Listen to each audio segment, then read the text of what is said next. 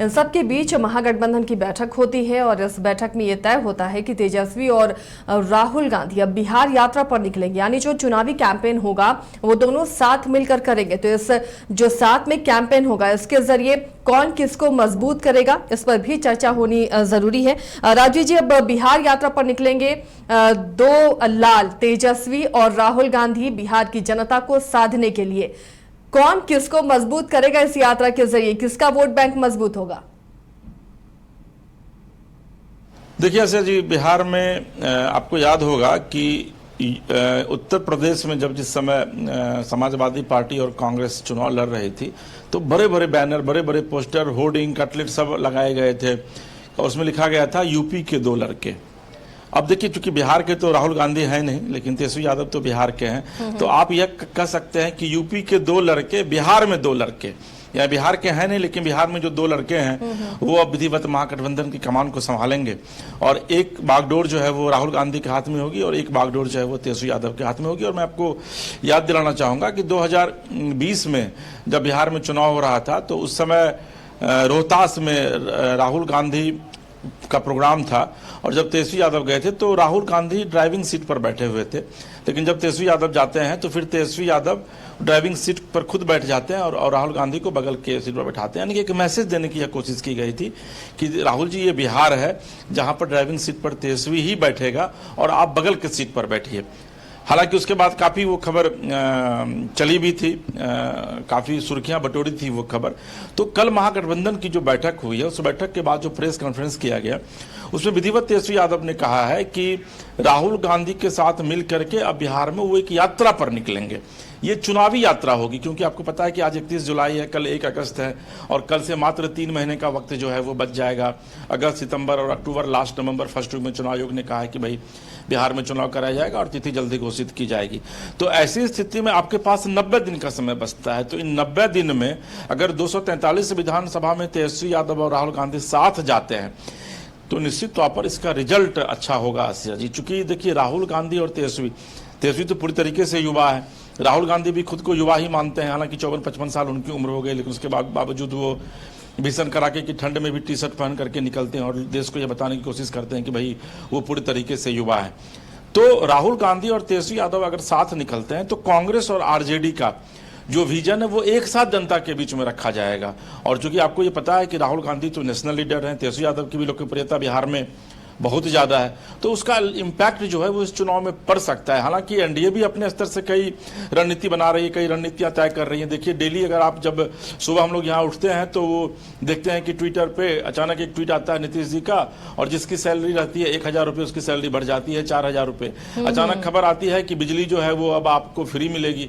अचानक खबर आती है कि भाई पेंशन बढ़ा दिया गया। इसलिए शायद तेजस्वी भी परेशान है राजीव जी की, जो भी घोषणा ये रखना चाहते हैं, मैनिफेस्टो में जो वायदे रखना चाहते हैं उन तमाम वायदों को तो कैश कर ले रही है अभी जदयू।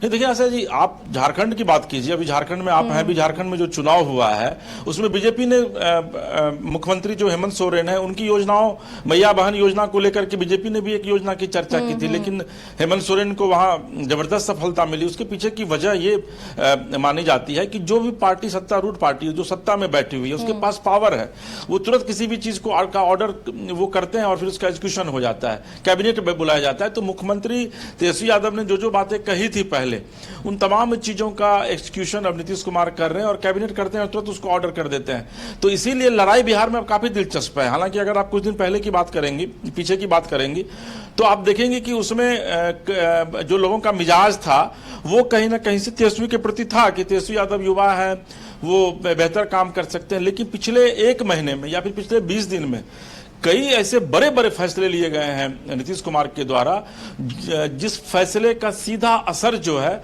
वो जनता के मस्तिष्क पर पड़ा है, मन पे पड़ा है। और एक चीज जान लीजिए कि मैं देख रहा था अभी कि कुछ जगह पे जो पब्लिक जो बात की है, संवाद की है पत्रकारों के साथ अलग अलग चैनलों में, तो उसमें उन्होंने कहा है कि भाई हम लोग तो वोट अब नीतीश कुमार को करेंगे। बूढ़ी बूढ़ी जो महिलाएं हैं कि ना 400 रुपया पेंशन पहले मिला था, अब 1100 बढ़ के हो गए, नीतीश कुमार दिले बानी। तो ये जो बिहारी लैंग्वेज में जो ये भाषा, ये जो बातें कही जाती है, तो इसका सीधा मतलब है कि भाई अब तो 400 से 1100 कर दिया है, बिजली हमनी के 125 यूनिट फ्री कर दे ले बानी, 125 यूनिट बिजली कल से बिहार में फ्री हो रही है। तो तमाम इस तरह की जो योजनाएं हैं जो सीधे तौर पर लोगों के पॉकेट पर असर करती करता है, लोगों के पॉकेट को भरने का काम करता है।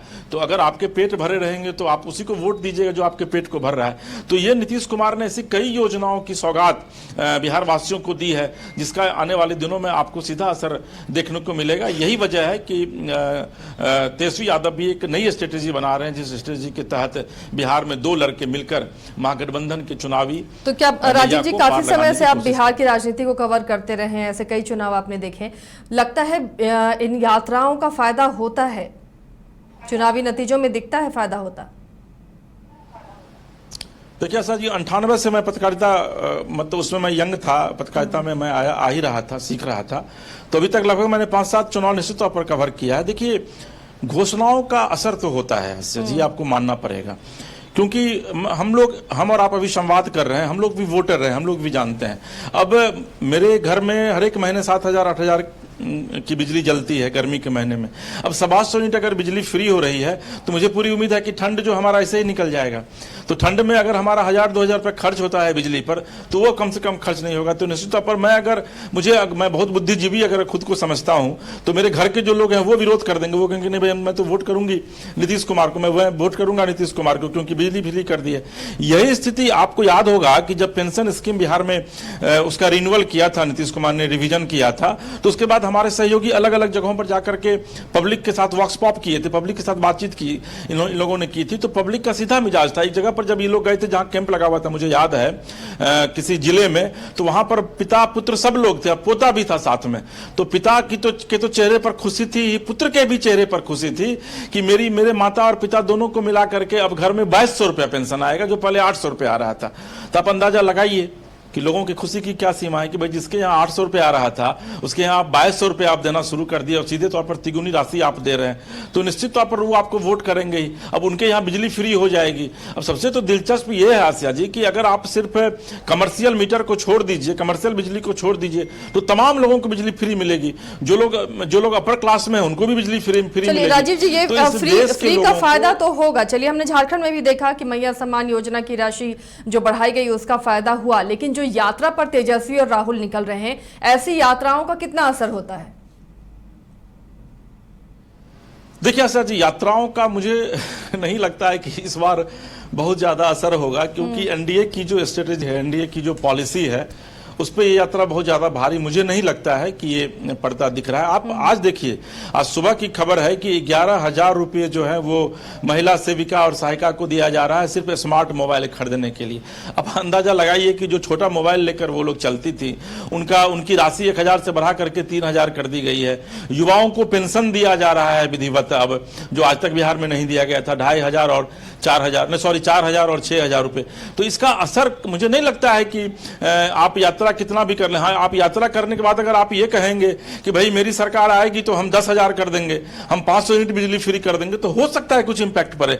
लेकिन ऐसा तेजस्वी यादव इसलिए नहीं कह सकते हैं क्योंकि बिहार सरकार के पास जो फंड है वो मात्र 100 रुपये में 23 रुपया है। आसिया जी, 23 रुपया 100 रुपये में बिहार सरकार खुद जनरेट करती है। इसके अलावे आपको 77 रुपये जो है उसके लिए केंद्र पर आपको निर्भर रहना पड़ता है। और केंद्र में आपको पता है कि एनडीए की सरकार अभी 4 साल सरकार और चलेगी।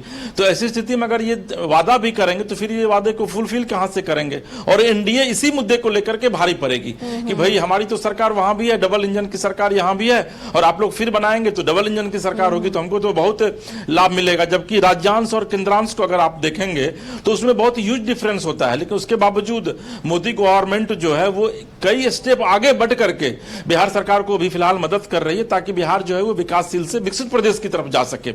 लेकिन जनता के ऊपर इसका कितना असर पड़ेगा, ये तो जब चुनाव का परिणाम आएगा उसके बाद ही आसिया जी पता चल पाएगा।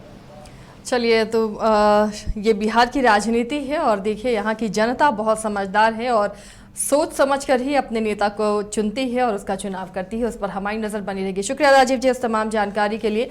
दिलचस्प मोड़ पर बिहार का चुनाव जाता हुआ नजर आ रहा है। अब बिहार यात्रा पर निकलेंगे। बिहार में 2 लड़के तेजस्वी और राहुल गांधी और जनता के मिजाज को टटोलेंगे, साथ ही अपने पक्ष में करने की कोशिश करेंगे। इधर एनडीए जो मौजूदा बिहार में सरकार है लगातार वो कोशिश कर रही है, ऐसी घोषणाएं हो रही हैं जिससे वोट बैंक उनका मजबूत होता जाए। सबसे पहले पेंशन बढ़ाया गया, पेंशन के बाद बाद अब कई तरह की जो योजनाएं चल रही हैं उन सभी में इजाफा किया गया है।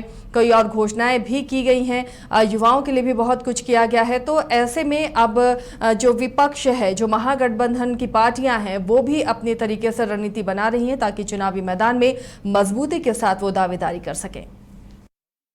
गोल जहां 27 वर्षों के सफर में 17,000 से भी अधिक छात्रों ने डॉक्टर एवं इंजीनियर बनकर भरे सफलता की ऊंची उड़ान, जहां साधारण छात्र भी असाधारण सफलता प्राप्त कर बना रहे इतिहास।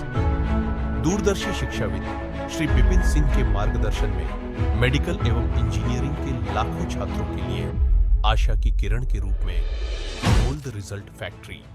H2O City, higher quality of living, a project by Anshul Homes. Luxury 2 and 3 BHK flats with garden attached balcony. Amenities are valet parking, swimming pool, clubhouse, kids play area, badminton and basketball courts. Anshul Homes, H2O City. Deoghar के घोरमारा का सुखारी मंडल का शुद्ध पेड़ा बन गया है भोले के भक्तों की पहली पसंद। कांवरिया हो या श्रद्धालु, सभी पहुंचते हैं सुखारी मंडल गार्डन और रूबी रेस्टोरेंट घोरमारा।